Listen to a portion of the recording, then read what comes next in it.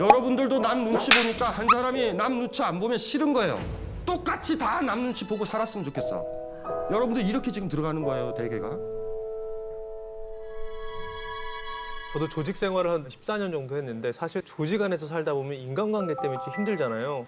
디오게네스처럼 그냥 내 멋대로 살려면은 사실 조직 안에서 이렇게 어울리기는 좀 힘들 것 같고 그러니까 조직 안에서 혹은 뭐 이렇게 사람들 간의 관계를 맺을 때 조금 지혜롭게 지내려면 어떻게 하는 게 그러니까 일단은 여러분들이 알아야 될 게 있는데 조직 생활하는 사람들의 특징들이 뭐냐면 나만 일하고 있대, 우리 팀에서. 조직 생활을 하는 이유는 편하자고 하는 거예요. 산에 혼자 가게 되면 아프면 아무것도 못 먹는데 2명, 3명이 가면 나 아팠을 때 밥을 해줄 수가 있어요. 조직 생활을 한다는 건요, 여러분의 모든 에너지를 쏟을 곳이 아닌 거, 에너지를 적게 쏟으려고 조직 생활하는 거야. 이거를 알아야 되고요. 또 하나, 조직은 여러분 게 아니야. 월급 주는 사람 거예요. 항상 손님 의식을 가지고 지내. 아니, 그게 정확한 거예요. 그리고 월급 받은 만큼만 일해. 오바해서 막 잔업하고 그러고 지쳐서 나만 하고 있어 이런다고. 대학에서 조별과외를 제일 스트레스를 받아요, 요새 대학생들이. 그러니까 그 고민을 얘기하는 게 하는 사람은 나만 하고 있다. 우리 복학생은 안 한다. 그래서 제가 걔한테 똑같이 얘기했어. 너 한 번은 조별팀을 맡아서 너는 하나도 하지 마라. 한 번만. 어떻게 안 할 수 있어요? 그래서 방법도 가르쳐줬어. 눈이 안 보여 그래라. 눈이 안 보이는데 어떻게 조별과외를 해요? 내가 안 했더니 딴 사람이 했던 조별과외가 자기가 있었을 것보다 더 잘 나오거나 어느 정도 나오는 경험을 한번 해봐야 돼. 아, 나랑 같이 가는 사람 고만고만하고 같은 아픔들이 있구나. 그래, 내가 할 땐 내가 하는 거고 내가 힘들 때 저들이 하기 위해서 같이 하는구나. 직장인들이 10명이 있는데 10명이 한꺼번에 다 일하려고 뽑는 게 아니에요. 그중에 한 3명만 일해. 3명 일할 때 7명을 무시한다고. 7명이 나중에 얼마나 결정적 역할을 하는데. 나중에 여러분들이 일이 펑크나면 알 거예요. 여러분 서류나 자료를 그 7명 중에서 하고 있어. 그러니까 머릿속에 이렇게 넣어놓읍시다. 직장 생활에 올인하지 말아요. 내 회사가 아니야. 손님 의식을 가져요. 대신 CEO한테는 그게 들키면 안 돼. 경계선상에 이렇게 서가지고. 그래도 그 직업 안에 계속 있다는 건 위대한 일이에요. 걔랑 같이 친구가 되는 거거든요. 여러분, 특히 내가 직접 명함 파는 직업 있잖아요. 프리랜서 같은 직업은요. 최후기 5년은 그 직업이 나를 오지게 굶겨요. 나 이래도 내가 좋아? 이거 테스트 하거든요. 그때 걔를 버리면 걔가 나한테 돈 벌 수 있는 기회, 실력 발휘를 한 번도 안 해줘요. 생각해 보세요. 내가 강의 초기에 돈을 벌 수가 없죠. 왜냐하면 강의를 못 하는데. 그러니까 어때요? 내가 강사로서 이 직업으로서 나와 평생 친구가 되는 데는 5년이라는 서로 부딪히는 기간이 걸려요. 그래서 어떻게 해야 되는지 아세요? 강사라는 직업이 나한테 돈도 벌어주고 나를 먹여 살릴 수 있도록 내가 강사라는 직업한테 먼저 투자해야 돼요. 5년간. 얘가 나한테 아무것도 안 주고 되게 속썩여도. 그러다 보면 어떤지 아세요? 한 6년째, 7년째 가잖아요. 그럼 이 직업이 내가 투자 많이 했잖아요. 그래서 아유, 너 좀 쓸만하다. 그러고 해서 얘가 나한테 서서히 돈을 주기 시작해요. 그러면 어때요? 확실히 생기죠. 나 평생 너 데리고 살아도 되겠다. 나 너랑 평생 있어도 안 굶겠다. 여러분, 너랑 평생 있어도 안 굶겠다라는 소망은 내가 주는 거예요. 그 직업한테. 직업이 나한테 주는 게 아니에요. 가만히 있어도. 그래서 똑같은 직업을 해도 먹고 사는 사람이 있고 똑같은 직업을 해도 내 소망, 그 직업이 나한테 소망을 줄 때까지 못 견디고 그만두는 사람이 있는 거죠. 저 24년간 죽어라고 열심히 했거든요. 이거 제 생계예요, 꿈이에요. 생계라니까요. 생계 3단계라고요. 생계는 생계인데 생계 3단계예요. 아세요? 생계 1단계가 뭡니까? 그냥 이렇게 안 죽을 만큼, 먹고 살 만큼. 그러다가 생계 2단계가 뭐예요? 나 진짜 여기서 실력 발휘하고 싶어. 나 정말 인정받고 싶어. 그래서 어떻게 해요? 죽기 살기 더 노력하는 거죠. 생계 3단계가 뭐예요? 나를 확 끌어올려 보는 거예요. 그런데 어떤지 생계 3단계가 어디예요? 꿈이랑 같은 동네에 있어요. 그래갖고 여러분 눈에 꿈으로 착시 현상이 일어나는 거예요. 이연복 셰프 아세요? 초등학교 6학년 때부터 배달했던 분이에요. 그 사람은 생계 1단계가 아니라 생계 지하 10층에서 시작하신 분이에요. 지하 10층에서 시작하는 사람도 있어요. 그러면 6학년 때 학교 다녀야 될 사람이 무슨 양파 까고 무슨 짜장면 배달을 해요. 중국집에서. 지하 10층에서 시작했잖아요. 정말 열심히 살았어요, 그분. 그래갖고 올라왔죠. 생계 1단계가 됐어. 나 조금이라도 공부 더 해서 정말 괜찮은 셰프 되고 싶어. 그래서 외국 나가서 공부하고 와갖고 더 노력하고 막 죽으라고 몸을 쓰고 노력해. 지금 그분은 생계 3단계잖아요, 이연복 셰프. 우리 눈에 착시 현상이 일어나죠. 꿈이라고. 생계 3단계예요. 생계와 꿈이 다르지 않아요. 그러니까 저 이게 생계거든요. 저 원래 꿈이 있거든요. 울지 마. 울지 말고 나를 먹여 살리는 일에 집중하시다 보면 내 꿈도 먹여 살릴 수 있어요. 근데 일도 프로답게 하시면 참 멋있지만 회사 안에서 사랑도 반 이상의 분들이 사내 연애를 경험하셨고요. 뭐야? 다 하고 있어서? 훨씬 더 많은 걸 고려해야 되고 감정 컨트롤을 잘 해야 하는 난이도가 굉장히 높은 사랑의 장이다. 헤어지고 나면은 회사 밖에서 연애한 거와는 이제 다른 차원이 열린다고 보시면 되고요. 줄타기 같은 사내 연애가 지켜줘야 될 몇 가지 룰.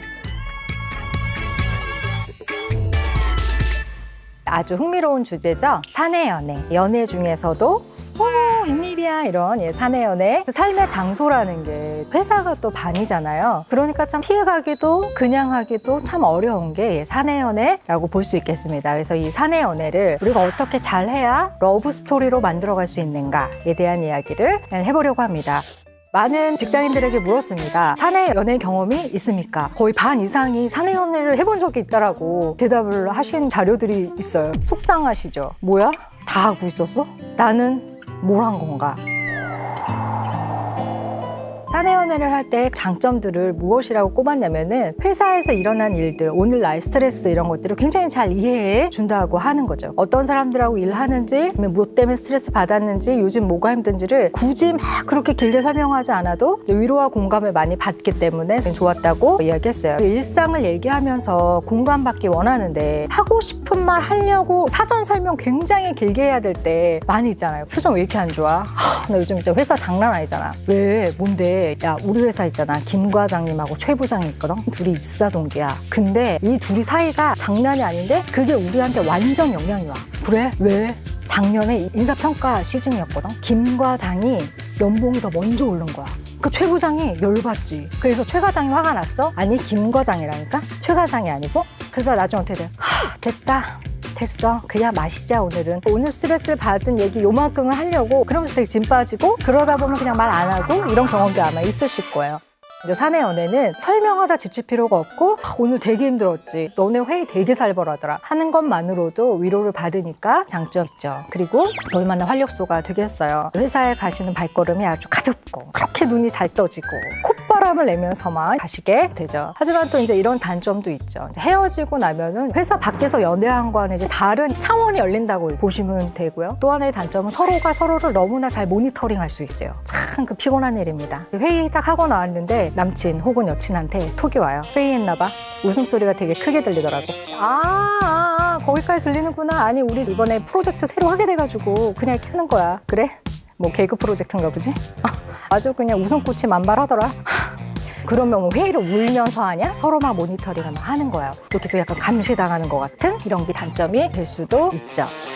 사내 연애는 그리고 회사라는 그 조직 안에서 개인적인 연애사를 또 펼쳐가는 거기 때문에 좀 지켜줘야 될 매너와 행동 양식들이 있습니다. 그러니까 이건 일종의 회사에서 사랑까지 얻은 자들의 덕 뭐 이런 거라고 생각해 주시면 돼요. 여러분의 덕인 거죠, 덕. 첫 번째는요, 다른 직장 동료들과의 관계를 잘 맺도록 노력하고 관심을 갖는 것 굉장히 중요한 부분입니다. 우리가 아무래도 사랑하다 보면 이렇게 시선이 협소하게 그 사람을 향해서 가게 되는데요. 사내 연애를 할 때도 이런 실수 하시는 분들이 있어요. 다른 동료들하고 관계를 적극적으로 잘 맺지 않으시는 거예요. 왜냐면 회사에서도 이렇게 막 눈치, 막 콕찍 막 이런 것만으로도 채팅하는 것만으로도 뭔가 충족이 되잖아요. 그래서 다른 동료들하고의 관계를 굳이 적극적으로 이렇게 하지 않는 거죠. 그러면 참 곤란하죠. 업무를 할 때는 다른 동료들하고도 결정적인 소통들을 잘 하기 위해서는 보통 평상시에 의사소통들 잘 해가 나가는 게 중요하거든요. 또 하나는요, 연인에게 업무 도움을 받지 않으려고 하시는 게 되게 중요해요. 중요해요. 그 사내 연애를 하는 이유 중에서 연인에게 업무 도움을 받을 수 있어서라는 항목이 있거든요. 근데 그거는 저는 정말로 B라고 생각해요. 형평성의 문제죠. 절체절명의 상황, 너무나 위기의 상황이 왔는데 내 힘으로 너무 버겁고 컨디션이 뭔가 문제가 생겼어요. 그래서 연인이 아주 일시적으로 도와줄 수 있고 도움을 받을 수 있겠죠. 하지만 일반적으로 계속 내 업무에 대해서 서포트를 받는다거나 업무에 대해서 계속 뭐 개인과외처럼 이렇게 받는다거나 이런 거는 문제가 되는 행동이죠. 도움을 주는 연인 편에서도 잠깐 5분, 10분 어드바이스 뭐 이 정도면 모르겠지만 1시간, 2시간을 할애해야 하는 그런 일들은 정말 도와주고 싶으면 업무 시간 외에 개인 시간을 활용해서 해야지 그거를 어차피 다 우리 회사 일이잖아요. 막 이런 식의 논리로 그렇게 하는 건 조직의 리듬이나 다른 사람들에게 굉장히 안 좋은 영향을 미치죠. 회사에서 스킨십 하시지 않는 거예요.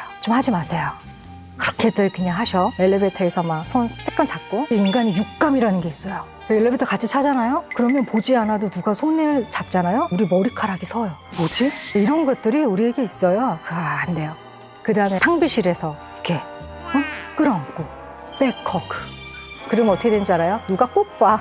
반드시 누가 보게 돼 있어요. 희한하죠? 회사 안에서 서로의 몸의 거리를 1.2m 유지하는 거예요. 호의를 표시하기 위해서 제스처를 쓸 때도 성희롱을 예방하기 위해서 안전거리를 1.2에서 1.5m 띄라고 얘기하거든요. 마찬가지예요. 그래서 여러분이 애달프시겠지만 회사잖아요. 비밀 연애를 대부분 하고 계실 텐데 투샷으로 잡히는 건 정말 불리한 일이에요. 회의 한번 같이 하잖아요. 둘이 나가면 꼭 누군가 얘기해요. 나만 느끼는 거니? 니네가 느끼는 이 느낌이 나만 느끼는 거야? 그리고 너 봤지? 아니 왜 저렇게 시선이 오랫동안 머물러 있어? 이러면서 다 눈치채게 돼 있어요. 그래서 비밀 연애할 때는 누군가의 그 시선에 투샷으로 들어오는 거 별로 좋지 않아요. 직장에서 싸우시지 않는 거야. 싸움은 회사 밖에서. 어제 못 끝낸 싸움을 아침에 바로 시작하시는 분들. 전투력 만렙 해가지고 얼굴이 좋아 보이네. 나만 못 잔 건가? 옥상으로 잠깐 올라오지. 옥상에서 한 번 붙으시면 그러면 또 그것도 꼭 누가 봐요. 이러면서 이제 문제가 생기죠. 회사에 가서 일을 할 때 에너지를 딱 써야 되잖아요. 회사 밖에 연인하고 싸워도 참 일 잘 안 되고 결혼한 사람들은 집에서 부부싸움하고 나와도 일이 참 힘들어요. 애하고 싸워도 힘들고. 직장에서 싸우지 않는 거, 에너지 안배를 잘 하는 거, 사내 연애자들이 갖추어야 될 덕입니다. 데이트 장소를 회사 근처에 잡으시는 거는 좋지 않아요. 사랑을 하게 되면 정서가 약간 마비되면서 판단력이 약간 떨어져요. 둘이 있으면 안 들킬 것만 같죠? 사람들이 다 봐요. 데이트는 좀 불편해도 회사에서 각자 나와서 지하철 타고 몇 정거장 가서 거기서 다시 만나고 이런 식으로 만나야지. 그래도 들킬 수도 있는데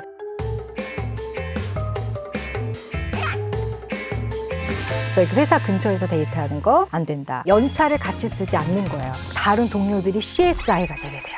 여러분을 수색하게 됩니다. 수색하러 나서게 돼요. 그 중요하고 바쁜 시간에. 꼭 그리고 세상 일이 정말 희한한 게 꼭 그때 여러분을 동시에 찾을 일이 생겨요. 인생은 그런 거예요. 꼭 누가 찾아요. 아, 정 대리님 연락이 안 돼서요. 전 대리님 어디 가셨어요? 우리 대리님 휴가 가셨는데. 아, 왜요? 아, 그 파일을 대리님이 갖고 계신다고 했는데 근데 거기 김 대리님도 그때 프로젝트 같이 하셔가지고 김 대리님도 파일 가지고 계실 거예요. 아, 저희 김 대리님도 오늘 휴가셔가지고 그래요? 오늘 대리님들 다 휴가 가는 날이야? 왜? 왜지? 왜 대리들이 다 지금 휴가를 간 거지? 이러면서 이제 다 같이 CSI가 되게 되는 거죠. 꼭 회사에서 SNS 친구 맺은 사람이 있어요. 직장에 있는 사람과 함부로 SNS 친구 맺는 거 아니에요. 치밀하게 한다고는 하지만 증거가 남기 마련이거든요. SNS에 태그 공항, 좋은 날, 혼자 이렇게 뻥은 치지만 캐리어 끝이 이렇게 딱 찍히고 거기에 네임택이 딱 붙어있죠. 근데 그 네임택이 김대리 거예요. 김대리랑 출장 갔던 그 사람이 출장 갔을 때 어머 네임택 너무 예뻐요. 이런 거 어디서 사셨어요? 했던 그 네임택이 거기가 있어요. 모든 조각이 합쳐지면서 CSI 수사가 되는 거죠. 사내 연애는 여러분이 구설수에 오르지 않기 위해서도 또 다른 사람들에게 불필요하게 영향을 주지 않기 위해서도 일단 비밀 연애로 하는 게 좋기는 한데요. 이런 룰들을 지켜주셔야 안전하게 서로를 보호해 갈 수가 있습니다.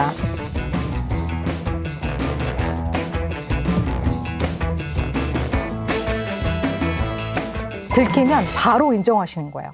둘이 만나요? 네. 웬일이야. 축하해요. 이렇게 되죠. 근데 둘이 만나요? 아니에요. 근데 나중에 알게 됐어. 그럼 뭐야?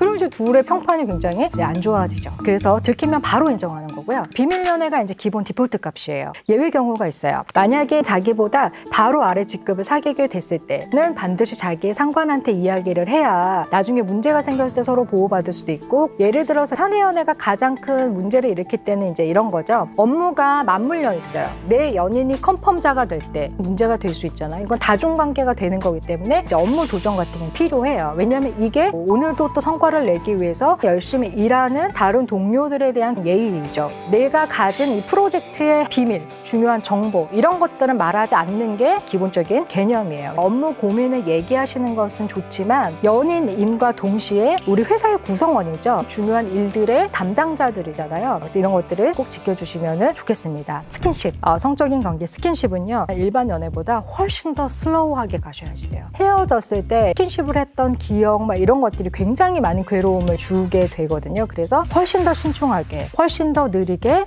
훨씬 더 관계를 더 잘 가늠하면서 가는 게 굉장히 중요합니다.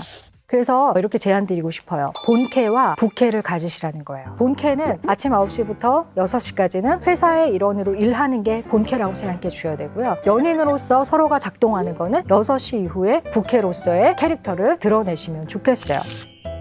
네, 그렇다면 사내 연애자들을 대하는 동료들에게도 또 덕이 필요하겠죠. 또 이런 분들이 있을 거예요. 덕은 무슨 덕이냐. 외로운데. 난 그저 화가 날 뿐이다. 이러신 분들도 계시겠지만, 첫 번째 동료들이 갖추시면 좋을 만한 덕은요, 놀리시지 않는 거예요. 또 그렇게 놀려요. 좋아 보여? 아유, 내가 이럴 줄 알았어. 둘이 눈빛이 아주 요즘에 아주 그래. 내 처음부터 약간 그렇더라고. 이렇게 놀리시지 않는 거예요. 그 다음에 또 관계를 캐묻지 않는 거예요. 프라이빗한 거를 막 물어보신 경우가 있어요. 그래서 누가 먼저 사귀자고 하셨어요? 그리고 회식하고 약간 한 잔 드시면 첫 키스는 하셨어요? 설마 회사 옥상은 아니죠? 요즘 굉장히 피곤해 보여. 우리 회사 요즘에 피곤할 일이 없는 걸로 난 알고 있는데. 관계를 캐묻거나 성적인 농담 이런 거 이제 하시면은 그건 진짜 매너 아니에요. 좀 내버려 두세요. 또 그렇게 도와주려는 분들이 있어요. 그냥 둘이 잘 되던 약간 안 되던 이렇게 내버려 두면 되는데, 약간만 그러면 싸웠어? 싸웠어? 아까 눈 한 번도 안 맞춘 거 맞지? 내가 본 거 맞지? 헤어졌어? 또 좀 회사에서 어떻게 이 사람하고도 다니고 저 사람하고 다니고 그러죠? 그걸 또 그렇게 물어다 나르시는 분들이 있어요. 신입하고 어디 가더라? 간식 사러 가나? 그게 꼭 같이 갈 일이냐? 요즘 배달도 되는데. 그 다음에 또 막 소문을 막 재생산하시는 분들이 있어요. 옷이 똑같다며, 어제 입은 옷이랑 똑같다며, 그런 거를 꼭 열심히 막 사내 채팅을 하면서 막 이러시는 분들이 있어요. 동료들을 대하실 때 좀 내버려 두고 한 발짝 뛰어서 계시면 좋겠습니다. 인생에서 가장 불안하면서 가장 많이 흔들리고 가장 힘든 때가 언제예요? 30대예요. 20대는 아직 시작을 안 했기 때문에 뭔가 새로운 것에 들떠 있어. 그래도 뭔가 될 거야 라고 생각했거든. 그리고 8년 해봐라. 되나? 잘 안 돼.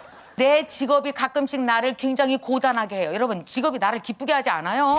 직업이 나를 얼마나 고단하게 하는지 알아요? 저 강사하는 내내 좋았는지 알아요? 아니요? 어떤 때는요, 강의를 하러 가잖아. 그러면 막 이런 종이 한 장씩 나눠줘. 그거 뭔가, 그리고 뒤다보고 있으면 그게 뭔지 아세요? 내 살생부야. 김미경 강사 강의 어땠나? 일 너무 좋았다? 이 그저 그렇다. 삼 왜 불렀니? 이런 거 써 있어. 나는요, 매일 잘린 사람이에요.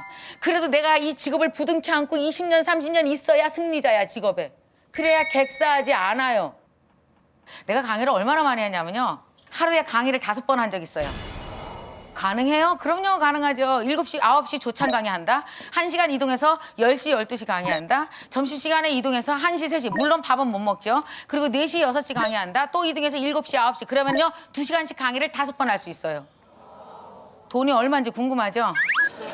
여러분, 그때는 돈을 별로 못 벌었을 때예요. 그거 다 누가 운전하고 다녔는지 알아요? 내가 직접 운전했어요. 아무리 조금 돈을 줘도 뛰어다니면서 하는 거야. 강의 하루에 3개, 4개, 5개 할 때 모든 실력은 그때 다 컸어요. 지금 큰 게 아니라고. 29살 때부터 40까지 그때 컸어요. 그래서 여러분, 대부분 29살 때부터 40까지는 돈이 안 됩니다. 돈은 안 되고 뭐만 돼요? 실력만 돼요. 근데 그 실력을 쌓는 동안에 돈도 잘 안 되고 힘든 그 시절을 못 견디면 어떻게 된다? 그게 바로 뭐다? 직업 객사다. 직업 객사하지 말아요. 절대로 객사하지 마세요. 직업이 여러분을 슬프게 하고 고단하게 하고 바보 취급해도, 직업이 날 사랑하는 것보다 내가 직업을 더 사랑하잖아?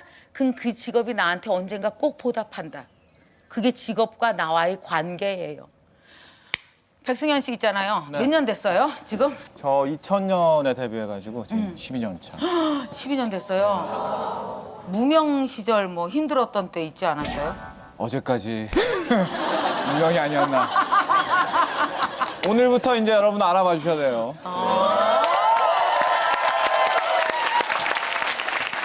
그것도 하나의 직장 생활이잖아요. 제일 어려운 게 어떤 점이에요? 연예인 하면서. 아무래도 이제 저희가 프리랜서다 보니까 네. 작품이 하나 끝나면은 퇴직이에요. 아, 작품 유령 끝나서. 끝나고 바로 유령된 거예요, 지금? 그러니까. 일이 없으면은 수입이 없게 되니까 그쵸. 6개월 이상 일이 없다. 아, 슬슬 이제 통장의 잔고가 줄어들기 시작하면서 불안에 떨기 시작합니다. 할 수 있는 거는 뭐 현금 서비스. 그만큼 불안정한데 제가 이제 12년 정도 지내다 보니까 쉬는 시간에 얼마나 잘 지내야 하는가가 노하우라면 노하우랄까 그런 게 생기더라고요. 그러니까 그 시간 맞아요. 동안 제 의지로 할 수 있는 것들을 해야겠다.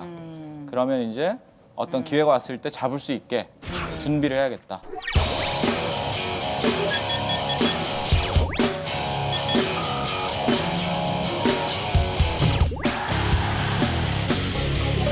자, 이제 여성 얘기를 좀 해볼까요? 여기 결혼하신 분 손 들어보세요. 결혼하신 분. 결혼하신 분들 많구나. 자, 결혼 아직 안 하신 분도 있고 결혼하신 분도 계신데 많은 결혼한 여자들이 이런 얘기 되게 많이 해요. 제가 번 돈이랑요, 애 맡기느냐고 쓴 돈이랑요, 너무 똑같아요. 이렇게 고생하느니 그냥 애 키우는 게 낫지 않을까요? 자, 여성이 자기 직장 생활을 위해서 자기 실력이 크는 동안은 돈을 10원도 못 버는 게 정상이다. 왜냐? 내 애를 대신 봐주는 사람한테 그 돈을 다 주는 게 정상이다. 거기서 냉길라 그러면 괴로워. 냉기지 말라고. 싹 없애버리세요. 언제까지? 애가 어느 정도 클 때까지. 적어도 언제요? 40살까지는 돈 다 준다? 그래서 여러분, 애가 중학교 되고 애 봐주는 사람이 24시간 안 붙어도 될 때가 있어. 그때부터 돈 번다? 그래서 원래 여자는 어때야 돼? 남자보다 직장 생활을 오래 해야 남어. 왜냐면 40까지는 다 딴 사람 주기 때문에 여자는 적어도 55세까지 직장 생활을 해야 남어. 그래서 여자분들 어떤지 아세요? 더 오래되는 게 해야 되겠다라는 생각을 머릿속에 꽉 갖고 계세요. 힘을 비축하세요. 자, 아이 낳잖아요. 가족이 봐주는 게 제일 낫죠. 누가 봐주는 거예요? 시어머니, 친정어머니 봐주는 게 제일 낫잖아. 그래서 어떠해야 되는지 아세요? 시어머니한테 갖다 애를 맡기잖아. 그럼 너무너무 시어머니한테 잘해야 돼. 그보다 귀한 사람은 세상에 없어. 애를 시어머니한테 맡겨본 사람은요, 시어머니 연봉이 얼마짜리인지 계산을 똑바로 해요. 우리 어머니가요, 글쎄, 그냥 공짜로 봐주지. 무슨 돈을 받는지 모르겠어요. 이거 며느리가 나빠, 시어머니가 나빠? 잘하는구나, 상태 좋다. 이거 며느리가 되게 나쁜 애야, 그거. 정말로 나쁜 애야. 남편 연봉이 예를 들어서 3천이잖아요. 그럼 애 봐주는 시어머니 연봉은 얼마인지 알아요? 남편이랑 연봉이 더 많거나 비슷해요. 그래서 둘 합치면 6천이요. 그래서 여러분, 애 봐주는 시어머니가 옆에 계시다 그러면요, 그 남자의 연봉을 2배로 계산할 것. 정말 훌륭한 남편이야. 그런 남자랑은 얼른 결혼해야 되는 게 얼른. 자, 그래서 시어머니한테 한 달에 뭐 100만 원, 150만 원 다 갖다 줬어요. 근데 만약에 친정엄마가 봐준다. 그럼 어때? 20만 원 더 드려. 뭘 그냥 맡겨, 그냥 맡기게. 참, 이게 잘못 생각하고 있는 게 있는데요. 친정엄마를 왜 20만 원 더 줘야 되는지 아세요? 아이고, 반말 프리미엄이라고 알아 혹시? 여러분, 반말을 할 수 있으면 있지 피로가 훨씬 빨리 풀려. 애 맡기고 들어가서 어머니 고생하셨어요. 제가 좀 늦게 왔어요. 어머니 지금부터 제가 볼게요. 그러면 엄청 피곤해. 근데 친정엄마가 봐주면 반말로 하잖아. 엄마 피곤해 못 살겠어 내가 진짜. 알았어. 나 좀 씻고 본다고 조금만. 이게 얼마나 프리미엄인지 알아? 그래서 20만 원 더 드려야 돼. 요즘 시어머니들이 누가 그랬는지 모르지만 야, 안 키워. 니네끼리 이렇게 살아. 내가 여태까지 고생했는데 또 키우냐? 이런 생각을 하시는데 그러지 마세요. 왜 그러면 안 되냐면 내가 구체적으로 따져드릴게요. 평균 수명이 여자는 거의 80 넘어 90까지 가고 있어요. 여자들은 남편이 먼저 떠나가고 나면 훨씬 더 길게 산대. 남자는 부인이 떠나가면 뒤따라간대. 이게 왜 그런지 아세요? 여자가 못돼서 그런 게 아니라니까. 이게 다 이유가 있어요. 서로 돕고 살아서 그래. 시골 가보면 어떤지 아세요? 이 할머니들이 다 일찍 주무셔. 전기 아까워서 일찍 자야지. 그래갖고 9시 전에 다 주무신다. 그리고 새벽 4시 반에 깨. 그러고 나서 어떻게 하느냐? 집집마다 돌아다니면서 마실을 다니는 거지. 그러면서 서로 들춰본대. 죽었나 살았나. 그래서 이제 조금 상태 안 좋은 것 같으면 얘 언니 상태 이상해 빨리 다 나와. 그래갖고 고추 찍어 먹고 마늘 먹고 막 그냥 노래방 기계 갖다 놓고 같이 막 이렇게 하고 뭐 막걸리 마시고 노래 한번 하잖아요. 그럼 어떤지 알아요?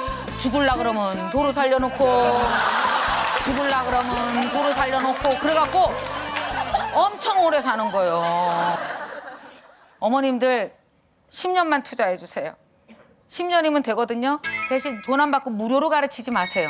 제발 꼭 받으세요. 왜? 맡기는 애도 책임감이 있어야 돼. 그래야 직장 생활을 더 열심히 한다고. 100만 원이건 120만 원이건 150만 원이건 받고 싶은 대로 이렇게 상황 봐서 규칙적으로 그 달에 꼬박 받으세요. 그래야 어머니들이 야 힘들어 안 키워. 그런데 100만 원 들어오면 힘이 덜 들어. 원래 그런 거야. 돈을 매달 받잖아. 그럼 어떻게 해요? 적금을 드는 거지. 어머니들이 여러분 우리가 노후 생활하는데 60에 은퇴하고 90까지 살면요 30년간 돈이 얼마나 필요한지 알아요? 엄청나게 돈이 필요해요. 그때 내 힘으로 살아가야 되는 거야. 내 힘으로. 그래서 그 돈을 꼬박꼬박 저축을 하세요. 그리고 나서 3년만 고생하시면 게임이 끝난다. 애가 어린이집을 가기 시작해. 2018년에 이그노벨 경제학상. 업무 효율을 높이려면 저주 인형을 만들어라. 핀으로 찌르면. 핀으로 찌르는 것만으로도 업무 효율이 높아진다는 거죠. 이 상사의 이름을 써야 됩니다. 인지심리학자 김경일입니다. 안녕하세요. 이윤형입니다. 네, 안녕하세요. 김태훈입니다. 지금은 쓸모없어 보이지만 혹은 이딴 연구를 왜 해 싶지만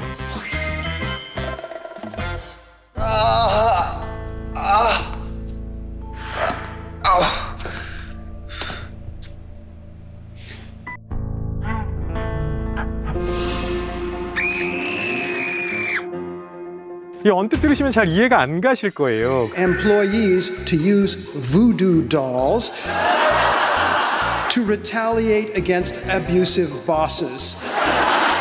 이 실험은 이걸 복수의 의미로 해석하고 있어요. 그리고 난 복수를 시작할 예정이다. 모욕을 당하거나 학대를 당하거나 아무튼 불공정한 느낌을 받으면 내가 왜 이런 상황이 계속 있어야 되지? 마음이 불편하고 그래서 뭔가 하기 싫고 이런 생각을 하게 되거든요.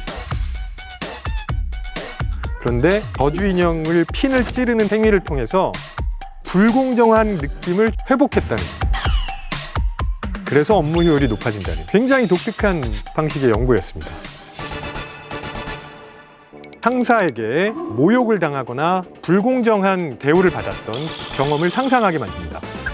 첫 번째 집단은 저주 인형을 가지고 찌르는, 두 번째 집단은 아무런 행동을 하지 않고 복수를 한 그 집단이 통제 집단과 유사한 수준으로 업무 효율이 높게 나왔다는 거죠. 보통 우리는 부당한 일을 당했을 때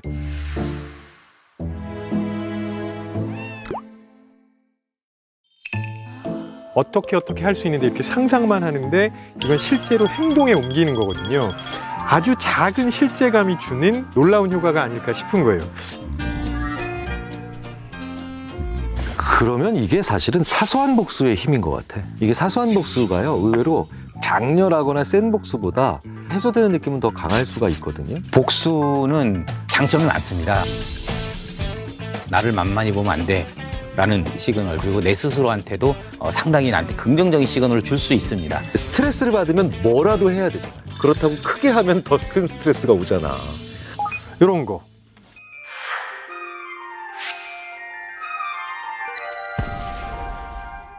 뭘 갖고 온 게 많아. 이제 엔터키 쿠션이라는 거거든요. 이런 거 사무실에 꼭 하나씩 놔두시고 부글부글 할 때 이거를 그냥 이렇게 한 번씩 쳐주시면 되는 거죠.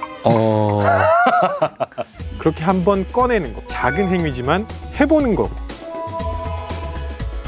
그러니까 저주 인형이 어떻게 생겼어야 돼요, 그러면? 상사랑 닮았어야 돼. 그렇진 않고요. 그냥 이름만 쓰면 됩니다. 너무 똑같은 걸 찢거나 아니면 이렇게 하면 기분이 오히려 더 나빠지는 현상들이 있어요. 진짜로 해를 입히는 것 같은 죄책감이 많이 들 수 있거든요. 그런데 이게 그렇지 않기 때문에 다른 방식으로 작동을 하는 거고요.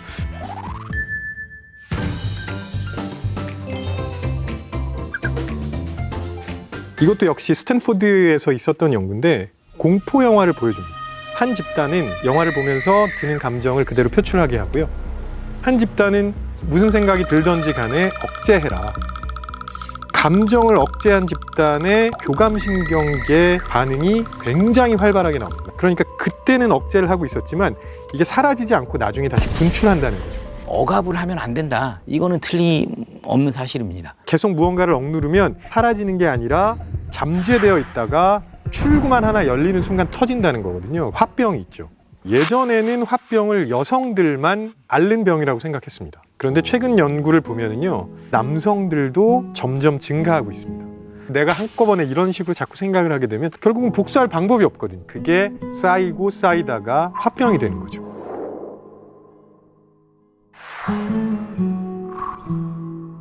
그때그때 푸는 방법들이 심리학에서 많이 나오는 거를 요즘 많이 보고 있죠.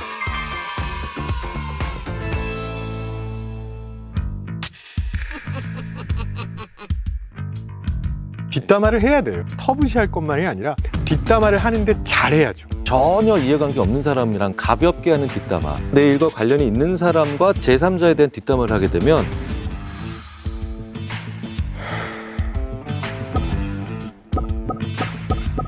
그러니까 이게 이해관계 때문이 아니고 걔가 진짜 나빠서 내가 뒷담화하는 거야 라는 걸 얘기하기 위해서 필요 이상으로 과다하게 그 사람을 악인을 만들어요.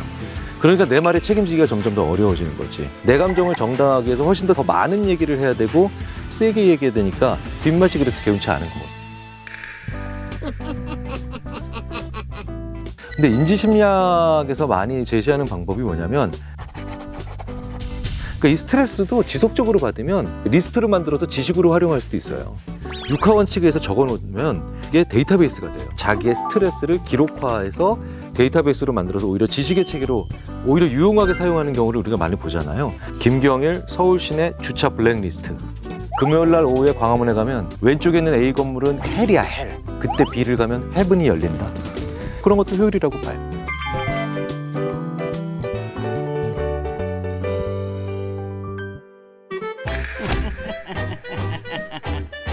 아주 재밌는 연구들 중에 어떤 연구들이 있냐면 웃는 게 상당히 중요하다. 야구 선수들 그 야구 카드 웃으면서 찍은 사람들은 80까지 살았어요. 그리고 인상 쓰고 무표정하게 찍은 사람들은 평균 73세가 조금 안 되게 무려 수명이 7년이나 차이 나는. 누가 제일 잘 웃을까요? 우리 셋 중에? 아니요, 우리는 다 잘 안 웃죠. 이렇게 잘 웃으면 업무 효율도 높이고 오래 살 수 있지 않을까. 스트레스는 어떻게든 이거든 아니면 뒷담화든 푸는 게 진짜 중요합니다. 그런데 크게 풀 생각하지 마시고 그때그때 작게 풀어내시는 게 무엇보다 제일 중요할 거라는 걸 업무 효율까지 연결시켜서 이그노벨상 일을 얻지 않나 또 생각이 드네요. 작게 해소하시는 게 필요해요. 하다못해 마음에 안 드는 분 이름 빨간색으로 쓰세요.